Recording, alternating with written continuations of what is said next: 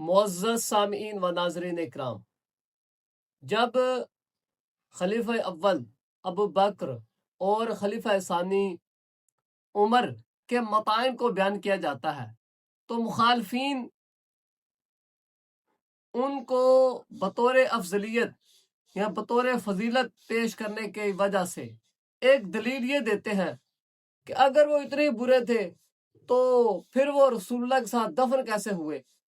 اگر وہ رسول اللہ صلی اللہ علیہ وآلہ وسلم کے ساتھ مدفون ہے تو یہ اس بات پر دلیل ہے کہ وہ حق پرست ہے۔ آج ہم مخالفین کی اس دلیل جو بھونڈی دلیل ہے اس کا پوسٹ مارٹم کرنا چاہتے ہیں۔ بات واضح سی ہے کہ رسول اللہ صلی اللہ علیہ وآلہ وسلم جہاں مدفون ہے، جہاں دفن ہے، وہ آپ کی ملکیت ہے، وہ آپ کی ذاتی ملکیت ہے۔ آپ کسی وقف شدہ جگہ پر مدفون نہیں، جس طرح کہ یہ قبرستان یہ وقف شدہ جگہ ہوتی ہیں جہاں پر مسلمانوں کی تدفین ہوتی ہے، مسلمانوں کی میتیں مدفون ہوتی ہیں، یہ وقف ہوتی ہیں۔ رسول اللہ صلی اللہ علیہ وآلہ وسلم جس جگہ مدفون ہے وہ آپ کی ذاتی ملکیت ہے، وہ آپ کی ذاتی جگہ ہے، آپ وقف کی جگہ پر مدفون نہیں۔ اور رسول اکرم صلی اللہ علیہ وآلہ وسلم جب دنیا سے ظاہری طور پر تشریف لے گئے تو اب آپ کی جو جائیداد ہے، جو آپ کا ورثہ ہے، اس کی وارثہ تنہا سیدہ زہرا سلام اللہ تعالی علیہا ہیں، اور سیدہ زہرا سلام اللہ تعالی علیہا کے بعد آپ کے دونوں شہزادے امام حسن اور امام حسین علیہ السلام ہیں۔ اگر اہل سنت یہ کہیں کہ نبی کی تو کوئی وراثت نہیں ہوتی، اور وہ ایک حدیث جو ابو بکر کی طرف منسوب ہے کہ نبی کی کوئی وراثت نہیں ہوتی، تو ہم ان سے ایک سادہ سا سوال کرتے ہیں کہ یہ روایت صرف ابو بکر کو معلوم ہے، دوسرے کسی کو کیوں نہیں معلوم؟ جبکہ زیادہ حق تو یہ بنتا تھا کہ رسول اللہ صلی اللہ علیہ وآلہ وسلم اس حدیث کی اطلاع سیدہ زہرا سلام اللہ تعالی علیہا کو دیتے، کیونکہ قرآن تو کہتا ہے قُوا أَنفُسَكُمْ وَأَهْلِيكُمْ نَارًا وَقُودُهَا النَّاسُ وَالْحِجَارَةُ کہ تم اپنے آپ کو اور اپنے اہل و عیال کو دوزخ اور نار جہنم سے بچاؤ۔ اور دوسرے مقام پر ہے نبی علیہ السلام کی یہ ڈیوٹی ہے قرآن نے بیان کی کہ وَأَنذِرْ عَشِيرَتَكَ الْأَقْرَبِينَ کہ آپ اپنے قریبی لوگوں کو انذار کریں۔ یا تو رسول اللہ صلی اللہ علیہ وآلہ وسلم نے قرآنی احکام کی مخالفت کی ہے، آپ تو اس کو تسلیم نہیں کرتے، یعنی مخالفین اس کو تسلیم نہیں کریں گے، بلکہ آپ تو یہ کہیں گے رسول اللہ صلی اللہ علیہ وسلم نے احسن طریقے سے اپنی ڈیوٹی نبھائی ہے۔ تو پھر یہ بات ماننی پڑے گی کہ اگر ڈیوٹی نبھائی ہے تو پھر سیدہ زہرا سلام اللہ تعالی علیہا نے حدیث رسول کی مخالفت کی ہے، یعنی وہ حدیث جو ابو بکر نے بیان کی ہے کہ نبیوں کی وراثت نہیں ہوتی، کیا سیدہ نے اس حدیث کی مخالفت کی ہے؟ اگر سیدہ نے حدیث رسول کی مخالفت کی ہے تو پھر تمہارے پاس دو ہی رستے بنتے ہیں، یا تو سیدہ زہرا سلام اللہ تعالی علیہا کی معاذ اللہ ثم معاذ اللہ تکفیر کرو کیونکہ وہ حدیث رسول کے مخالف کھڑی ہیں، تو یا پھر مانو کہ یہ حدیث ہی جھوٹی ہے۔ میں تمہیں مشورہ دوں گا کہ اس قدر بیانک معاملات میں الجھنے سے بہتر ہے اس حدیث کو ہی جھوٹا تسلیم کر لو۔ اگر پھر یہ بات کہو کہ وہ چونکہ عائشہ بیوی تھی وہ اس کی وراثت میں آ گئی تھی، تو کیسے وراثت میں آ گئی تھی؟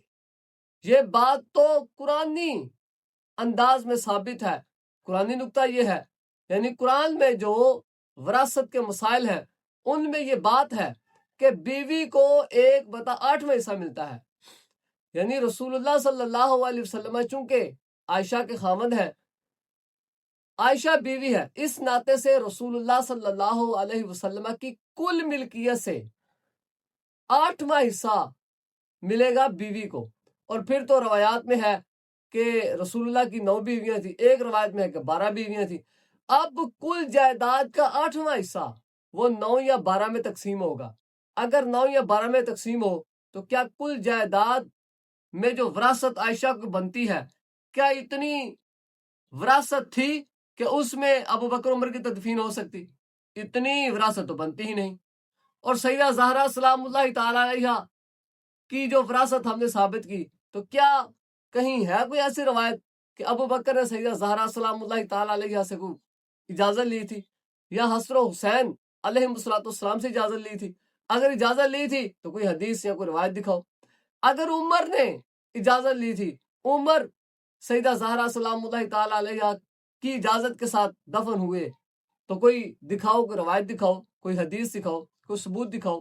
یہاں حسنین کریمین علیہ السلام کی اجازت اور اذن کے ساتھ وہ مدفون ہوا، اس کی کوئی اجازت، کوئی پروف، کوئی اذن دکھاؤ۔ اور اگر تم یہ کہو کہ یہ رسول اللہ صلی اللہ علیہ وآلہ وسلم کی وصیت تھی کہ ابو بکر عمر کو میرے ساتھ دفن کرنا، تو اس وصیت پر کوئی روایت، کوئی حدیث۔ ہم یہ نہیں کہتے کہ شیعہ احادیث، شیعہ روایات میں سے کوئی حدیث و روایت دکھاؤ، نہیں، اہل سنت منہج کے مطابق رہتے ہوئے اہل سنت کی کتابوں سے کوئی ایسی روایت دکھاؤ جس میں وصیت ہو۔ یقیناً نہ تو وہ وراثت کی جگہ تھی، نہ ہی وصیت ہے، نہ ہی ان کی ذاتی ملکیت تھی، یہ تو سیدھا سیدھا قبضہ ہے۔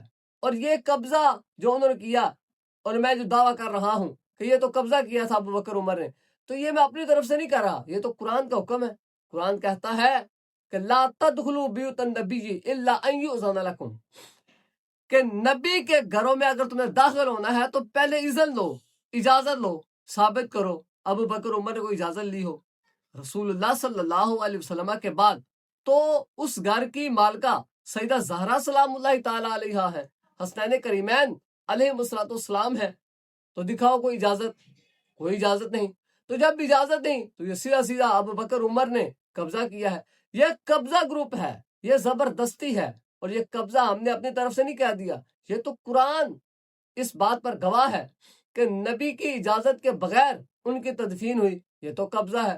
میں ناظرین کرام آخر میں آپ کو ایک نقطے کی بات بتلاؤں، جب آپ مخالفین کے سامنے یہ ساری صورتیں بنا کے رکھیں گے کہ وہ ذاتی ملکیت تھی، ذاتی بھی نہیں تھی، کیا وقف تھی، وقف بھی نہیں تھا، وراثت تھا، وراثت بھی نہیں تھی، پھر آپ کہیں گے وصیت تھی، وصیت بھی نہیں تھی، جب وہ سمجھیں گے کہ یہ سب یہ ظاہر ہو گیا سراسر کہ یہ قبضہ تھا، تو وہ اس مقدمے کو، یعنی شیعہ کے مقدمے کو کمزور کرنے کی خاطر اور اپنے کمزور شدہ مقدمے کو مضبوط کرنے کی خاطر ایک ڈھکوسلا بازی، ایک ڈرامہ بازی کریں گے۔ وہ کیا کہیں گے کہ پھر مولا علی علیہ السلام نے تلوار کیوں نہیں اٹھائی؟ یہ ایک ڈھکوسلا ہے، یہ ایک ڈرامہ ہے۔